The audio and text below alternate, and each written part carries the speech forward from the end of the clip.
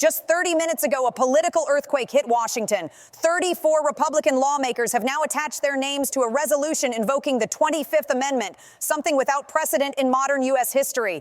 In other words, members of Trump's own party are actively moving to strip him of presidential authority.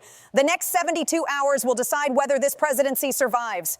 Before we dive into the unfolding constitutional showdown, make sure you're subscribed and have alerts on. This story is evolving by the hour, and you'll want every update as it drops. What we're covering today is nothing short of historic. Here are the facts. At 6:47 a.m. Eastern, January 31st, 2026, a coalition of 34 Republicans from both chambers of Congress formally joined a bipartisan resolution to trigger the 25th Amendment. For anyone who needs a refresher, this amendment empowers the vice president and a majority of the cabinet to declare the president unfit to carry out the duties of office.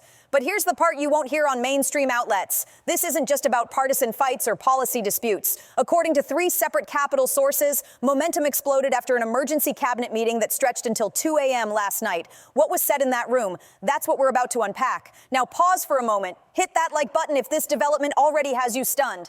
Political content often gets buried by the algorithm, so your engagement really matters. And trust me, the most shocking revelations are coming up. So what triggered this extraordinary move? Based on accounts from a senior administration official, corroborated by 2 independent sources, the cabinet gathered in response to a string of executive orders signed Tuesday night that raised red flags about presidential judgment. Between 9 p.m. and midnight, Trump authorized 7 executive orders. 3 directly clashed with existing U.S. law. 1 attempted to dissolve a federal agency that only Congress can eliminate. Another redirected $47 billion in defense funds without congressional approval, violating the Impoundment Control Act. And the most alarming of all, an order to withdraw the United States from NATO under emergency wartime powers, despite the fact that no war has been declared. Constitutional experts say that if enforced, this would mark the most sweeping overreach of executive authority in modern American history. And here's the kicker. The emergency meeting wasn't convened by the vice president. It was called by the Secretary of Defense and the Secretary of State. Both Trump appointees, both lifelong Republicans. According to notes reviewed by several outlets, the late-night cabinet session revolved around a fundamental question. Did the president truly grasp the constitutional limits of his power, or was something deeper at stake? By 2 a.m., no verdict had been reached, but word of the debate spread quickly through congressional leadership. By sunrise, a Republican bloc had begun to coalesce. Drop your prediction in the comments. Does this 25th Amendment effort actually move forward to a vote? I'll be reading every response, and this thread is going to be intense. Now, let's look at who these 34 Republicans are. The group includes 8 sitting senators. Predictably, moderates like Tom Tillis of North Carolina, Lisa Murkowski of Alaska, and Susan Collins of Maine are on the list. But the shock comes from names like Josh Hawley of Missouri, Ted Cruz of Texas, and Marco Rubio of Florida, 3 figures who have long been among Trump's most loyal defenders. These aren't the usual critics. These are senators who stood by him through 2 impeachments and built their political brands around MAGA allegiance. From the House, 26 Republicans have signed on. 12 hail from the Freedom Caucus, the party's most conservative wing. 9 represent swing districts where re-election is always a battle. And 5 come from safe Republican seats, meaning they have no political necessity to break ranks. Here's why this matters. If the president contests removal, the 25th Amendment requires 2/3 support in both chambers. The 34 who've gone public are just the beginning. Intelligence suggests at least 60 more Republicans are quietly supportive, but haven't announced yet. The numbers are starting to add up. The resolution itself is striking. It reads, "Pursuant to Section 4 of the 25th Amendment, we, the undersigned members of Congress, call upon the Vice President and Cabinet to immediately assess the President's capacity to execute the duties of the office based on recent actions that demonstrate a clear and present departure from constitutional governance and rational decision-making." Notice the phrasing, recent actions, clear and present, rational decision-making. This isn't political rhetoric. It's clinical constitutional language. 3 constitutional scholars I contacted from Harvard, Yale, and Stanford all emphasize the gravity of this move. Harvard's Lawrence Tribe told me, "Congress has never formally called for a 25th Amendment invocation with this level of specificity and bipartisan support. The vice president now faces a choice: act or be seen as complicit." The resolution cites concrete incidents. The 7 executive orders from Tuesday night, the January 15th cabinet meeting where notes described the president as confused about current policy, and 2 international calls with foreign leaders that aides characterized as diplomatically incoherent. This isn't just politics anymore. It's a constitutional crisis unfolding in real time. These aren't whispers or speculation. They're documented incidents with timestamps and multiple witnesses. And here's the part mainstream outlets are glossing over. The vice president is trapped in a no-win scenario. Under the 25th Amendment, the VP must initiate the process alongside a majority of the cabinet. But think about the stakes. If they act and succeed, they become president. If they act and fail, their career is finished. If they don't act and disaster strikes, history will brand them complicit. According to sources close to the VP, including reporting from Politico with deep ties to that office, the vice president has been in nonstop consultations since 7 a.m. today. Meetings with constitutional scholars, political strategists, and cabinet members have been running back to back. Here's the timeline. By Monday, February 3rd, the VP is expected to make a public statement. If they signal openness, cabinet votes could follow within 48 hours. Should the cabinet invoke the amendment, Congress then has 21 days to decide. And reportedly, the VP keeps asking one question: what does the country need right now? Not what's politically safe, not what helps their ambitions, what serves the nation. That alone shows how serious this moment is. If you haven't subscribed yet, do it now. Political analysis like this often gets buried by the algorithm, and your support is what keeps these breakdowns coming. Now, let's look at how leadership is responding. Speaker of the House Mike Johnson issued a statement at 9:01 a.m. I am aware of the resolution being circulated. This is a matter of utmost constitutional gravity, and I will not prejudge the process. The House will fulfill its constitutional duties if and when required. Notice what's missing. No defense of Trump, no witch hunt rhetoric. That silence speaks volumes. From Senate leadership, the response was equally telling. A spokesperson said, Senate leadership is consulting with Constitutional Counsel and will be prepared to act in accordance with the Constitution and the needs of the nation. Again, no partisan spin, no defense of Trump, just constitutional duty. Trump's most loyal allies, however, are sounding alarms. Marjorie Taylor Greene tweeted at 10:15 a.m., "This is a coup. The deep state and rhinos are trying to remove the president that 80 million Americans voted for. This is treason." She's calling for primary challenges against every Republican who signed on. Matt Gaetz went further, warning of political consequences unlike anything Washington has ever seen. Yet even here, the pushback feels slower and less aggressive than during impeachment. Lindsey Graham, usually Trump's fiercest defender, has been silent. No tweets, no statements, no TV hits. That silence suggests even loyalists are waiting to see how this plays out. On the Democratic side, the tone is cautious but supportive. Senate Minority Leader Chuck Schumer said, "The 25th Amendment exists for exactly this type of situation. If Republicans in Congress believe the president is unable to fulfill his duties, Democrats will work with them in a bipartisan manner to ensure constitutional processes are followed." And President Biden, speaking from Delaware, added, "The Constitution provides mechanisms for moments of crisis. The country must come first, party second." Democrats are careful not to frame this as partisan. They know it has to be Republican-led to succeed. Constitutional experts are calling this a watershed. Harvard's Lawrence Tribe said, "In 50 years of teaching constitutional law, I never thought I'd see a serious, credible 25th Amendment push. The fact that it includes senators like Cruz and Hawley suggests the evidence of incapacity must be compelling." And former Attorney General Michael McKay, who served under George W. Bush, told Fox News, "The 25th Amendment is not about politics, it's about capacity. This is history unfolding in real time, and the next few days will decide whether the presidency itself survives."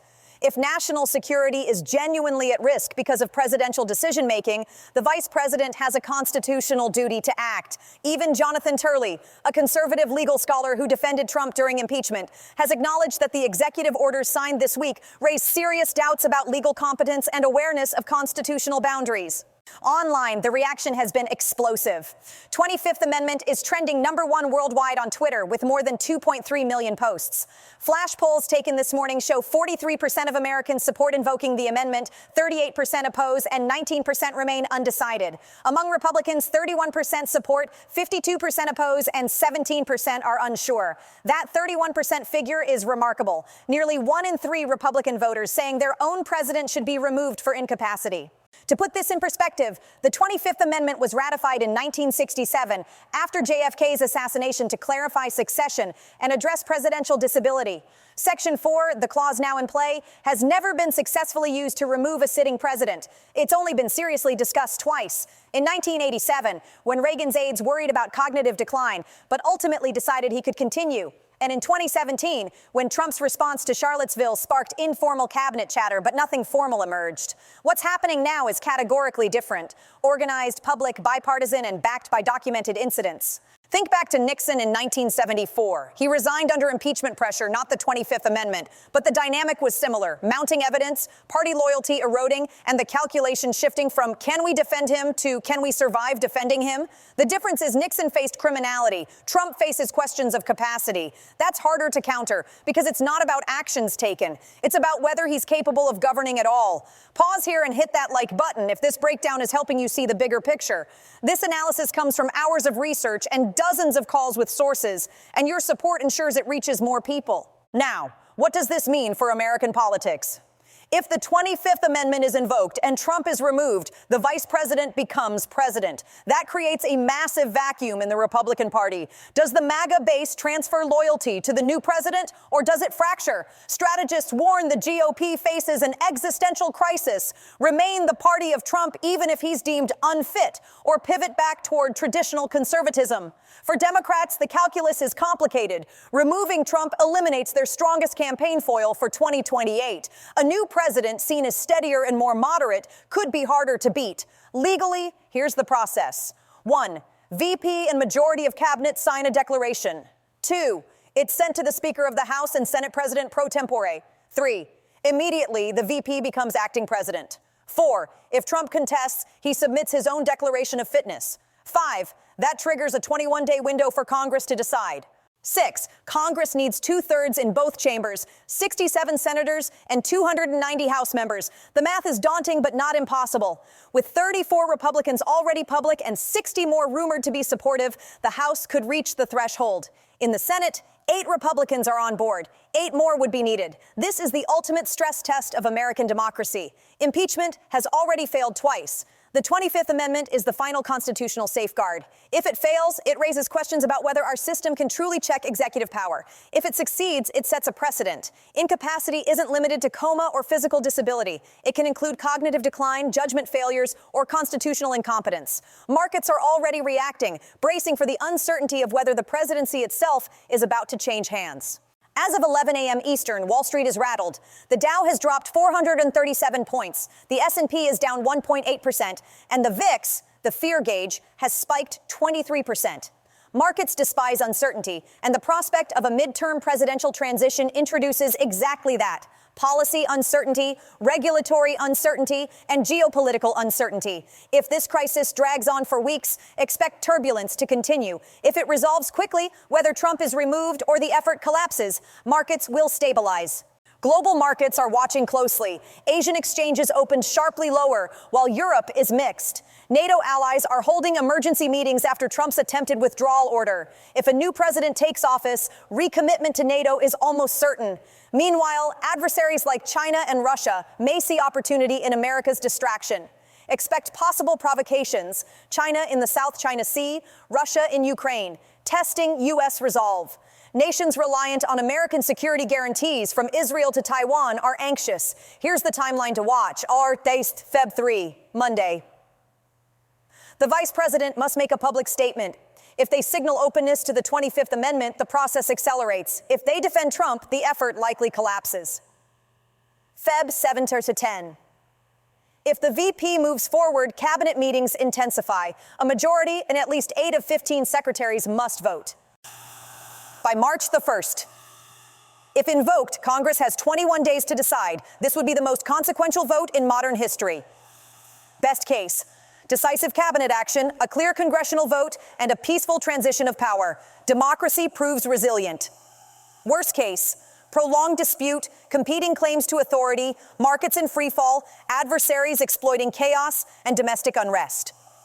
Most likely: the VP hedges, Trump makes concessions, controversial orders are pulled back, and the crisis diffuses without formal invocation.